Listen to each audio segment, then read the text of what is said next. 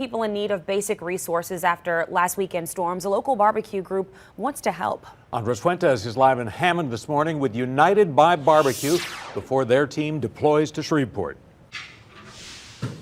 Right, guys, it's just a two-man operation here in Hammond, packing up some of the hundreds of pounds of meals into these big old containers, and then they're going to be taking that 4-hour drive all the way up to Shreveport to help some of the first responders over there that are still aiding a lot of the people after last week's storm. But we're here with Police Chief Layrisson, Police Chief of Ponchatoula. He's one of the other co-founder of the United by Barbecue. You're up on this platform. You're up by this huge machine. I've been waiting for you to open it up. Before we open it up, tell us a little bit about what's inside. That's 480 pounds of chicken leg quarters, and we're doing 2 30-gallon pots of pasta lye. So we're looking to feed about 1,000 first responders, community members, anybody in Shreveport that's in need. Guys, and I know you guys can't smell it, but man, it smells fantastic, and it looks really good too. Why don't we get it open so we can show everybody back at home, make everybody jealous back at the station. Fantastic. So how long has this been cooking? Because you guys have been here earlier than we have been here. Jeff got here at 3 a.m. and put it on, so it's been cooking since then. And, you know, you have the chicken, we have pastelaya also as well. What is that like? You guys have been doing this since around Hurricane Laura, I'm pretty sure. What is that like, serving so many meals for so many people who need it?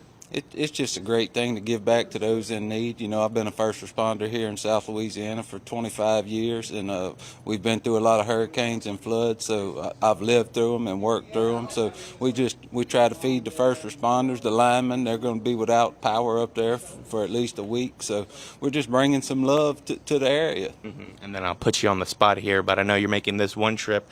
Any plans of going again? Because I know it's going to take a while to recover for that region. Well, today is just a one-day trip, but we're going to assess the area and see what the needs are, and if we need to come back, we will. We've been on deployments for as long as 10 days, so whatever that area needs, we'll be there for them.